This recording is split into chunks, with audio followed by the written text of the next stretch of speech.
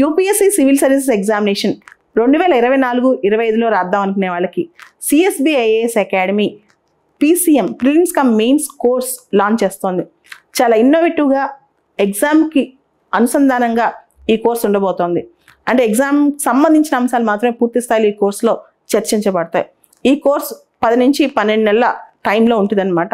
ఇది next year ఎగ్జామ్కి అంటే 2024 ఎగ్జామ్కి 2025 ఎగ్జామ్కి మీకు యూజ్ అవుతుంది. పాత రోజుల్లో పెద్ద పెద్ద జమీందారుల ఇళ్లలో, రాజుల ఇళ్లలో, పెద్ద పెద్ద కుటుంబాల్లో ఒక ప్లేస్లో మెయిన్ హాల్లో పెద్ద కత్తులు, బాకులు, పెద్ద పెద్ద చాకులు, పిస్తోళ్ళు వేలాడదీసి ఉండేవి.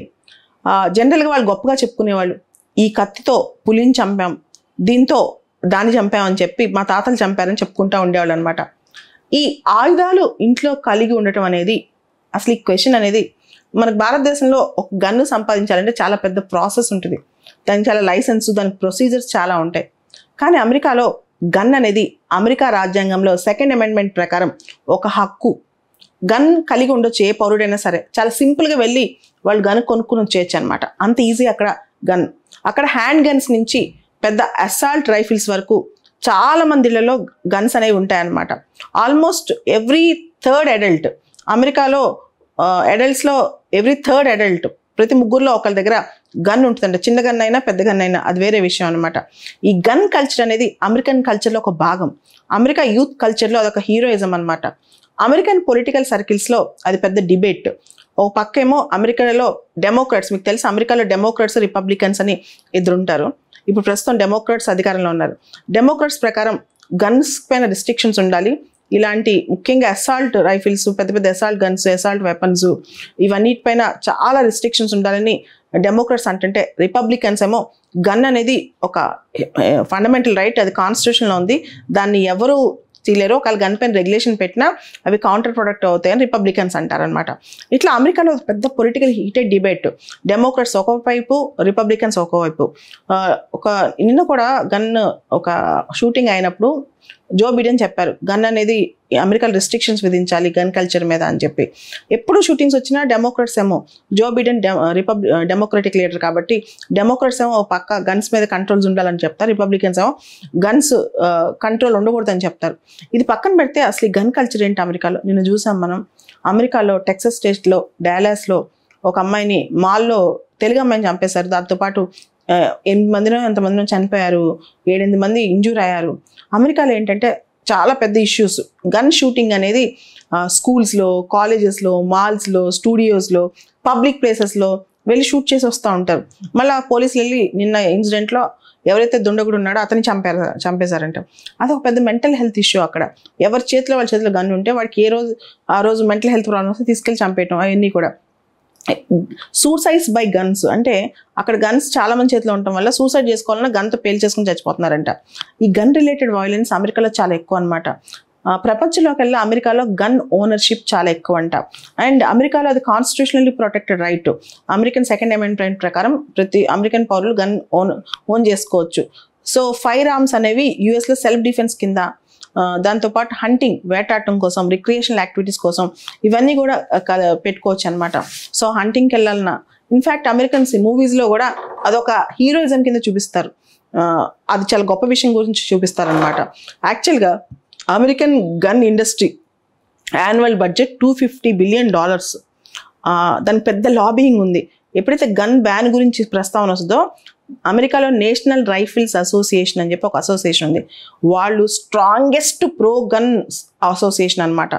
వాళ్ళు పొలిటికల్ లాబీ చేస్తూనే ఉంటారు గన్స్ని బ్యాన్ చేయకుండా, రిస్ట్రిక్షన్స్ రాకుండా చాలా ట్రై చేస్తుంటారు అనమాట. National rifles association in America అది చాలా పెద్ద బిజినెస్ అమెరికాలో. ఇన్ఫ్యాక్ట్ అమెరికాలో లాస్ట్ 20 yearsలో 200 మిలియన్ గన్స్ అమెరికన్ మార్కెట్స్లోకి ఎంటర్ అయినాయి అంటే మీరు అర్థం చేసుకోండి. 200 మిలియన్ల గన్స్ తెగ అమ్ముడుపోతాయంటే అమెరికాలో గన్స్. అయితే అమెరికాలో 50 స్టేట్స్ మనకు తెలుసు. దానిలో 25 స్టేట్స్ ఎటువంటి పర్మిషన్ లేకుండా గన్స్ పెట్టుకుని తిరగవచ్చు అంట. ఎటువంటి లైసెన్స్ కూడా జేబులో పెట్టుకోలేక్కర్లా. 25 స్టేట్స్లో చిన్న చిన్న కండిషన్స్, పర్మిషన్స్ అవసరం అనమాట. ఓవరాల్గా అమెరికాలో చాలా రాష్ట్రాల్లో గన్ అనేది ఊరికే మనం జేబులో చిన్న నైఫ్ పెట్టుకున్నట్టో లేకపోతే జేబులో చిన్న నెయిల్ కట్టర్ పెట్టినట్టు పెట్టుకుని తిరగవచ్చు అనమాట. అంత ఈజీ అమెరికాలో. సో 2023 అంటే ఈ సంవత్సరం మే 1 వరకు డేటా చూసుకుంటే 14,000 మంది అమెరికాలో గన్ రిలేటెడ్ వైలెన్స్లో చనిపోయారంట. 14,000 పీపుల్ అనమాట. అంటే యావరేజ్న రోజుకి 115 డెత్స్. కొంతమంది సూసైడ్ చేసుకుంటారు గన్తో, కొంతమంది మాస్ కిల్లింగ్ జరుగుతాయి, ఇవన్నీ జరుగుతాయి అనమాట. ఈ సంవత్సరం చూస్తే ఈ సంవత్సరం మే వరకు చూస్తే 184 గన్ షూటింగ్ జరిగాయంట అమెరికాలో. సో రీసెంట్గా మీరు చూసారు నిన్న షూటింగ్, లాస్ట్ మంత్ షూటింగ్ అమెరికాలో అసాల్ట్ స్టైల్ వెపన్స్ అనమాట. పెద్ద పెద్ద గన్స్ తీసుకొచ్చి టక్ అందరిని చంపేసి వాళ్ళు వెళ్తారు, ఈలోపు పోలీసులు వాళ్ళు పట్టుకుంటారు. అది కూడా సో అమెరికాలో ఇంకా కొంతమంది చేతిలో బ్లాక్స్ చేతిలో అది గన్స్ ఉన్నప్పుడు చిన్న $200 కూడా వాళ్ళు డబ్బులు ఇపోతే గన్ తీసుకుని చంపేసి వెళ్ళిపోతారంట. అటువంటి కల్చర్ అమెరికాలో ఉన్నప్పుడు ఎందుకు వాళ్ళు ఆపట్లేదు అనేది కూడా ఆలోచించాలి. అమెరికన్ కాంగ్రెస్ కూడా చాలాసార్లు ట్రై చేసిందంట గన్ రిలేటెడ్ వైలెన్స్ సంబంధించి ఒక రెగ్యులేషన్ తీసుకురావాలి, గన్ కంట్రోల్ తీసుకురావాలని. కానీ చాలాసార్లు రిపబ్లికన్స్, అమెరికాలో ఉన్న డెమోక్రటిక్ పార్టీ, రిపబ్లికన్స్ అటువంటి ఎఫర్ట్స్ అన్ని ఆపేస్తున్నారంట. 2008లో మళ్ళీ ఈ మధ్య కూడా అమెరికన్ సుప్రీంకోర్టు కూడా గన్ కలిగి ఉండటాన్ని ఫండమెంటల్ రైట్గా గుర్తించిందనమాట, హీరోయిజంగా గుర్తించిందనమాట. The right of the people to keep and bear arms should not be infringed. ప్రజల యొక్క హక్కు, వాళ్ళ యొక్క ఆయుధాలు కలిగి ఉండటం వాళ్ళ హక్కు, దాన్ని ఎవరు కాలు రాయలేరని చెప్పి అమెరికన్ సుప్రీంకోర్టు కూడా చెప్పిందనమాట. American constitution guarantees a personal right to possess a weapon అనమాట, హ్యాండ్ గన్. ఒక హ్యాండ్ గన్ కలిగి ఉంచడం అమెరికాలో హక్కు అది. సో అమెరికాలో సుప్రీంకోర్టు కూడా దాన్ని సపోర్ట్ చేస్తుంది. సో దాని మీద పెద్ద debate, American legislature, American courts అన్నీ కూడా గన్ కలిగి ఉండటాని మీద డిబేట్ జరిగినా సరే నేరో మెజారిటీతో గన్ కలిగి ఉండటాన్ని సపోర్ట్ చేస్తున్నాయి.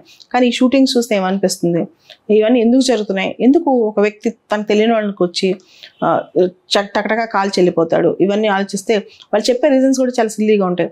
కొంతమంది పిల్లల్ని చంపాలనిపిస్తాయి, కొంతమందికి సైకలాజికల్ ప్రాబ్లంతో తను ఎంజాయ్ చేయలేకపోతున్నాను, మాల్లో అందరూ ఎంజాయ్ చేస్తున్నారు అని చెప్పి వాళ్ళని చంపేసి వెళ్ళిపోతాడు. ఇవన్నీ ఇంత సిల్లీ రీజన్స్తో ప్రాణాలు పోతుంటే గన్ని ఎందుకు కంట్రోల్ చేయలేకపోతున్నారు అమెరికా లాంటి పెద్ద దేశంలో? ఒకసారి ఆలోచించండి.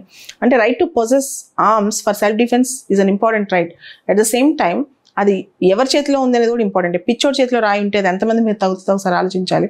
సో రీసెంట్గా నిన్న ఒక తెలుగు అమ్మాయి టెక్సస్లో చనిపోవడం అనేది చాలా టెక్సస్ స్టేట్ డాలస్లో చాలా బాధాకరమైన విషయం. కానీ అమెరికాలో ఇటువంటి కల్చర్కి స్వస్తి చెప్తేనే బాగుంటుంది.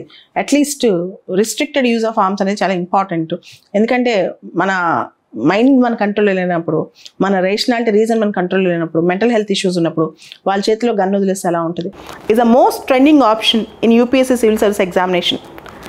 The syllabus of PSIR is highly integrated with GS syllabus also. You can have a very good combined preparation of PSIR and GS. I myself scored 329 marks out of 500 in 2016 civil service exam in PSIR optional. I know the techniques and tricks to crack the exam with PSIR optional. So let's join together to get maximum marks and maximum output in PSIR.